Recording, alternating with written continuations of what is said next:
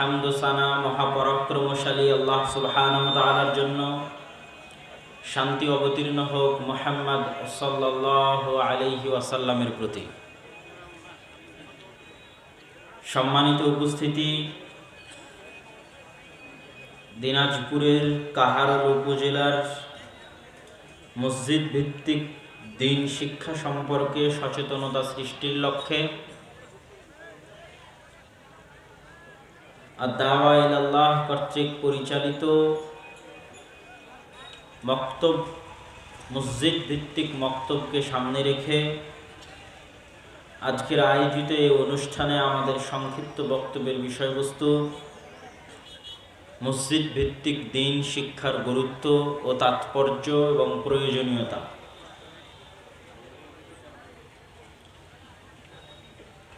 মসজিদ ইসলামী সমাজের শুধু ইবাদতের জায়গা নয়, বরং ইসলামী সমাজের কালচারাল এবং এডুকেশনাল, শিক্ষাগত এবং সাংস্কৃতিক কেন্দ্র হিসেবে এবং মসজিদকে ভিত্তি করে সমাজ গড়ে উঠবে, এমনটাই আমরা পবিত্র কোরআন এবং হাদিস থেকে বুঝে উঠতে পারি। আজ সমগ্র মুসলিম বিশ্বে মুসলমানদের যে অধঃপতন, সে অধঃপতনের অন্যতম বড় কারণ হচ্ছে মুসলমানদের মসজিদ বিচ্ছিন্ন হয়ে যাওয়া এবং মুসলমানদের শিক্ষায় পদস্খলন ও অধঃপতন। দিনের মৌলিক ন্যূনতম জ্ঞান শিখার মতো কোনো ব্যবস্থা এই বিশাল মুসলিম ভূখণ্ডে নেই, যেখানে শতভাগ মুসলমানের সন্তান দিনের মৌলিক জ্ঞান অর্জন করবে। আপনি বলবেন মাদ্রাসাগুলো কি করছে? মাদ্রাসাগুলোতে শতভাগ মুসলমানের সন্তানেরা যায় না। 2 থেকে 2.5% মুসলমানের সন্তান মাদ্রাসায় যায়, বাকি 90 থেকে 95 থেকে 98% সন্তানেরা স্কুলে যায়। আর স্কুলের সিলেবাস দিনমুখী হওয়া তো বহু দূরের কথা, বরং চলমান বর্তমান পরিবর্তিত সিলেবাসগুলো ক্রমবর্ধমানভাবে দিন বিমুখ করার পায়তারা নিয়ে সিলেবাস তৈরি করা হচ্ছে। ফলত বিশাল এই মুসলমান সমাজের মুসলমানদের সন্তানদের দিনের মৌলিক জ্ঞান শিখানোর কোনো রাস্তা আমাদের কাছে নাই। আপনি যদি বলেন এই জালসা, তো বছরের এই এক জালসা দিয়ে, এই 1-2 ঘন্টার বক্তব্য দিয়ে দিনের জ্ঞান অর্জন সম্ভব নয়। এবং এই জালসাগুলোতে আমরা যে বিচ্ছিন্ন বক্তব্য দেই, সেই বিচ্ছিন্ন বক্তব্য আপনারা ইউটিউব এবং অনলাইনে শুনে দিনের মৌলিক জ্ঞান অর্জন করবেন, এটাও সম্ভব নয়। বিচ্ছিন্ন জ্ঞান হবে, ভাষা জ্ঞান হবে, যেই জ্ঞানের একাডেমিক কোনো ভিত্তি থাকবে না। ফলত মুসলমানদের দিন শিক্ষার জন্য মসজিদকে কাজে লাগানো ছাড়া আর দ্বিতীয় কোনো উপায় নেই। একমাত্র উপায় যেখানে আমরা শতভাগ মুসলমানকে দিন শিখাতে পারি, সেটা হচ্ছে মসজিদে দিন শিক্ষার ব্যবস্থা করা। কিন্তু দুঃখজনক হলেও সত্য, কষ্টদায়ক হলেও বাস্তব, যে আজ মুসলমানেরা জাতিগতভাবে টপ টু বটম, উপর থেকে নিয়ে নিচ পর্যন্ত, ইউরোপ আমেরিকার মুসলমান থেকে শুরু করে, মধ্যপ্রাচ্যের মুসলমান থেকে শুরু করে বাংলাদেশ, ভারত, পাকিস্তানের মুসলমানেরা পর্যন্ত কারো নিকটে দিন শিক্ষা বহু দূরে থাক, স্বাভাবিক শিক্ষারও কোনো গুরুত্ব নাই। দিন শিক্ষা বহু দূরে থাক, স্বাভাবিক শিক্ষারও কোনো গুরুত্ব নাই। যারা মুসলমানদের সবচেয়ে উন্নত দেশ,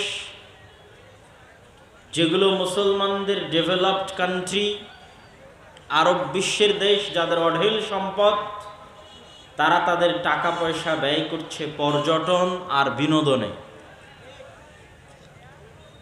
কিভাবে পর্যটন শিল্পকে উন্নত করে দেশ বিদেশের, ইউরোপ এবং আমেরিকার নগ্ন অর্ধনগ্ন অবস্থায় তাদের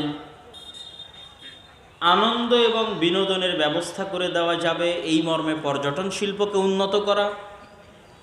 দ্বিতীয়ত, বিনোদনের নামে ক্রিকেট ফুটবল থেকে শুরু করে জুয়া, গান বাজনা, বাদ্যযন্ত্রের যত আয়োজন আছে সব কিছুতে কত এগিয়ে যাওয়া যায় এই নিয়ে এক অসম প্রতিযোগিতা চলছে। এবং তারা তাদের সেই অর্থ দিয়ে মুসলমানদের শিক্ষায় পরিবর্তন আনার ব্যাপক ও বৈপ্লবিক কোনো উদ্যোগ গ্রহণ করেনি। তার মানে করছে না তা নয়, করছে, কিন্তু সেটা ব্যাপক এবং বৈপ্লবিক এবং ফোকাসিং নয়। ঠিক আপনারা যদি ইউরোপ এবং আমেরিকায় যে মুসলমানেরা বসবাস করে তাদের দিকে দেখেন, তাহলে Bharat, Bangladesh, Pakistan, Indonesia, Malaysia, Syria, Yemen, Libya, Africa থেকে যত শত শত হাজার হাজার মুসলমান ইউরোপ এবং আমেরিকায় গেছে, তাদের 90% না বিশ্ববিদ্যালয়ের টিচার হওয়ার জন্য গেছে, না মেডিকেলের প্রফেসর হওয়ার জন্য গেছে, না বিজ্ঞান ইনস্টিটিউটের গবেষক হওয়ার জন্য গেছে। 90% গেছে ট্যাক্সি ড্রাইভার হওয়ার জন্য। 90% গেছে রেস্টুরেন্টের ওয়েটার, বয় হওয়ার জন্য, খাবার সার্ভ করবে এই চাকরির জন্য। 90% গেছে দোকানদার হওয়ার জন্য, ফুড পান্ডার, হোম ডেলিভারি করার জন্য। 90% গেছে কেয়ার হোমের জব করার জন্য। এটা হচ্ছে ইউরোপ এবং আমেরিকার মতো উন্নত বিশ্বে বসবাসরত মুসলমানদের সামাজিক অবস্থান। যে ইউরোপ এবং আমেরিকায় ইহুদি যারা বসবাস করে তাদের কতজন বিশ্ববিদ্যালয়ের টিচার, কতজন বড় বিজনেসম্যান, আর কতজন বিজ্ঞানী, আর মুসলমানেরা সারা পৃথিবী থেকে গেছে, আমি শুধু বাংলাদেশের কথা বলছি না, তারা কতজন কি অবস্থানে আছে। তাদের 90% হচ্ছে সমাজের সবচেয়ে নিম্ন শ্রেণীর চাকরি করে। এই হচ্ছে সারা বিশ্বে মুসলমানদের অবস্থা। এবং মুসলমানদের এই গোলামির চিত্র, মুসলমানদের এই অধপতনের চিত্র আরো স্পষ্ট, আরো ব্যতিক্রম এবং আরো ব্যাপকভাবে ফুটে ওঠে যদি আপনি ভূমধ্য সাগরে শরণার্থী হিসেবে আশ্রয় প্রার্থনাকারী কিছু ডুবন্ত নৌকার ছবি দূরবীন দিয়ে দেখতে পারেন। ভূমধ্য সাগরের এক পাশে আছে লিবিয়া, মরক্কো, আলজেরিয়া এবং ফিলিস্তিন এবং ইসরায়েল, আর ভূমধ্য সাগরের অপর পাশে আছে স্পেন, ফ্রান্স এবং ইতালি। মধ্যের সমুদ্রটা হচ্ছে ভূমধ্য সাগর। তো লিবিয়ার নৌ বন্দর বা সমুদ্র বন্দরগুলো থেকে এক প্রকার নৌকা ছাড়ে, যেই নৌকাগুলো হয় বাতাস দিয়ে ফুলানো রাবারের নৌকা, পাম্প করে ফুলানো নৌকা, যেই নৌকাতে গাদাগাদি করে 300 থেকে 400 জন উঠে। এই 300-400 জনের সবই মুসলমান, আল্লাহর হস্তে সবই মুসলমান, যারা পৃথিবীর বিভিন্ন দেশ থেকে জমা হয়েছে ওখানে। বাংলাদেশ থেকে দুবাইয়ের ভিসা নিয়ে দুবাই গেছে, দুবাই থেকে লিবিয়ার ভিসা নিয়ে লিবিয়াতে গেছে, লিবিয়াতে যাওয়ার পর কোথায় মরুভূমি দিয়ে জঙ্গল দিয়ে চোরাই পথে নিয়ে গেছে ওই সমুদ্র বন্দরে। এরকম অসংখ্য দালাল আছে নিয়ে যাওয়ার জন্য প্রস্তুত, আর এরকম অসংখ্য যুবক আছে যাওয়ার জন্য প্রস্তুত, প্রতিনিয়ত যাচ্ছে, প্রতিদিন যাচ্ছে। তো ওই ভূমধ্য সাগরে ছাড়বে যে নৌকা, ওই নৌকাতে যে 300-400 জন বসে আছে, এরা আল্লাহর হস্তে কেউ অন্য ধর্মের নয়, এরা আল্লাহর হস্তে সবাই মুসলমান। শুধু বাংলাদেশের মুসলমান নয়, সারা পৃথিবীর মুসলমান। এটা হচ্ছে সারা পৃথিবীর মুসলমানদের চিত্র। ওই নৌকাটা সারা পৃথিবীর মুসলমানদের চিত্র, ছবি। এই নৌকায় আরোহী হিসেবে যে 300-400 জন মুসলমান উঠেছে, এদের ভাগ্য দুইটা, হয় নৌকা ভূমধ্য সাগরে ডুবে এরা মারা যাবে, আর না হয় ইতালি, ফ্রান্স, স্পেন তাদেরকে শরণার্থী হিসেবে ভিক্ষা দিবে তাদের জীবন।